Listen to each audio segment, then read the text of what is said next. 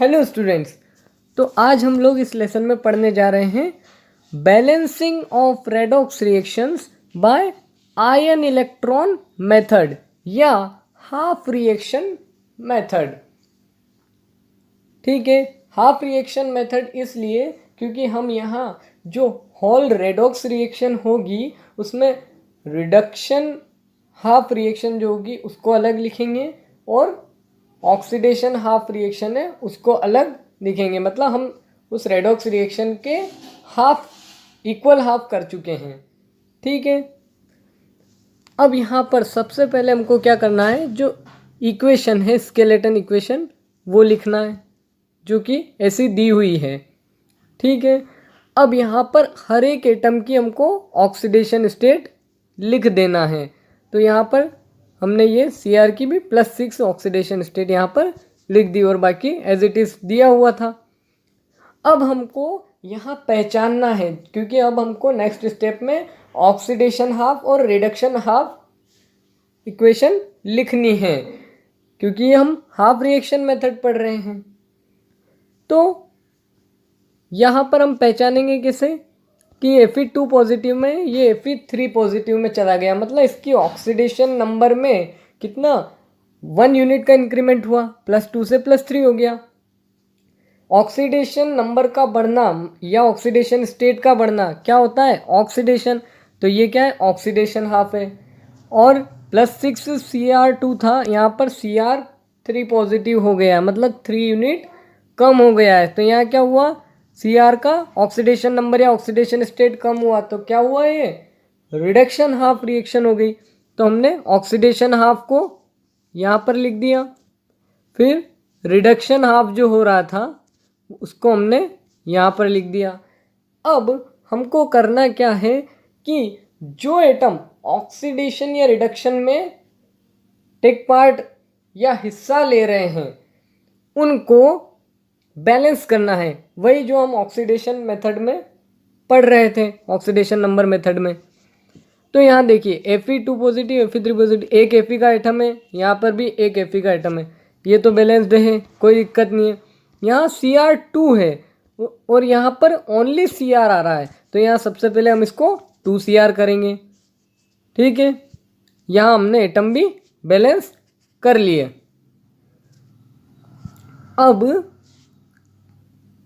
अब हमको क्या करना है, ऑक्सीडेशन हाफ और रिडक्शन हाफ पूरी इक्वेशन को बैलेंस करना है। तो यहाँ हो क्या रहा है, Fe2 पॉजिटिव से Fe3 पॉजिटिव हो रहा है, मतलब यहाँ हो क्या रहा होगा कि हमको इलेक्ट्रॉन के लेवल पे बैलेंस करना हमको यहाँ पर।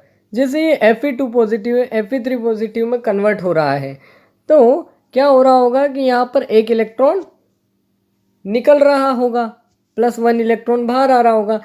तो देखिए अगर 2 पॉजिटिव है, अगर एक इलेक्ट्रॉन हमने और निकाल दिया तो क्या हुआ, पॉजिटिव चार्ज तो उसके ऊपर एक बढ़ जाएगा। ठीक है, उसी टाइप से अब यहाँ पर थोड़ी सी प्रॉब्लम आती है। तो यहाँ देखिए Cr2O7 2 नेगेटिव, अब यहाँ पर ये 2Cr3 पॉजिटिव जो कि हमको यहाँ पर मिल रहा था। अब इसको बैलेंस कैसे करना है, तो देखो यहाँ पर Cr की ऑक्सीडेशन स्टेट यहाँ पर लिखी हुई है +6, 2 6 जा 12 और यहाँ कितनी मिल रही है 2 3 जा 6।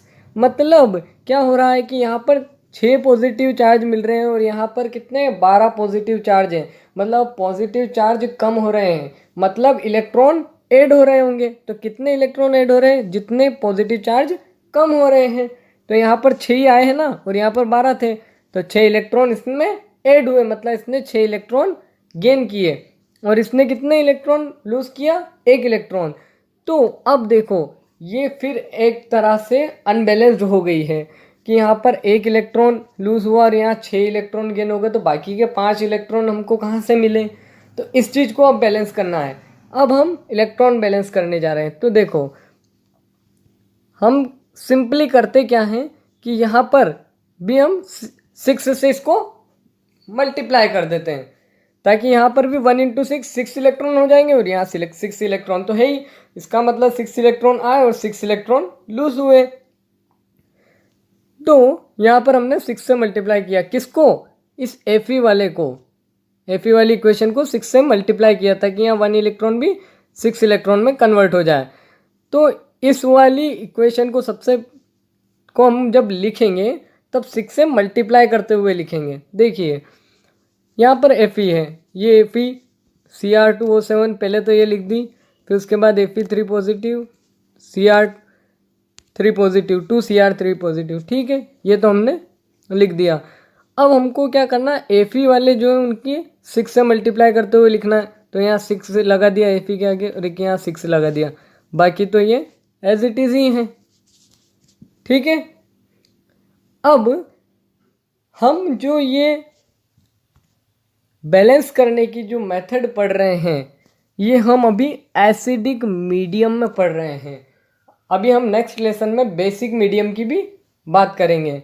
अभी यहाँ एसिडिक मीडियम में क्या ध्यान रखने वाली बात है, देखिए जब हम एसिडिक मीडियम में बैलेंस करेंगे, अब वैसे हम लोग यहाँ तक बैलेंस कर चुके हैं इक्वेशन को, ठीक है। अब नंबर आता है ऑक्सीजन और हाइड्रोजन एटम को बैलेंस करने का। तो सबसे पहले हम क्या बैलेंस करते हैं, हमने पढ़ा हुआ है ऑक्सीजन को बैलेंस करते हैं, क्योंकि ऑक्सीडेशन नंबर मेथड में भी तो हमने ऑक्सीजन को ही सबसे पहले बैलेंस किया था, फिर उसके बाद किसको बैलेंस करेंगे, हाइड्रोजन को बैलेंस करेंगे। तो यहाँ एसिडिक मीडियम में जब बात आती है तो ऑक्सीजन को हम की जो डिफिशियंसी होती है उसको काय से हम कंप्लीट करते हैं, H2O के एडिशन से।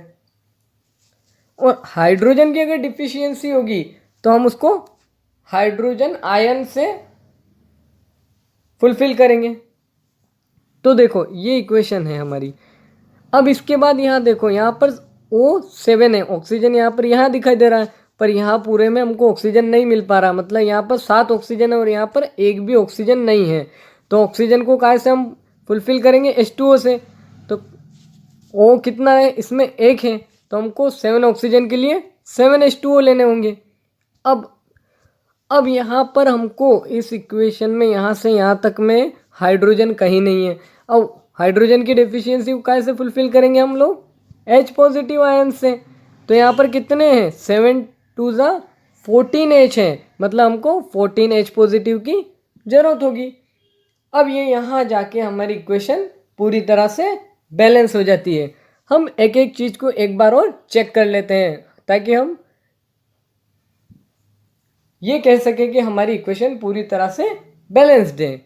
देखिए यहाँ 6 Fe थे, यहाँ 6 Fe आ रहे हैं, यहाँ Cr2 थे, यहाँ 2 Cr आ रहे हैं, 7 O थे, यहाँ 7 O आ रहे हैं, 14 H, बिल्कुल हमारी इक्वेशन पूरी तरह से बैलेंस्ड है।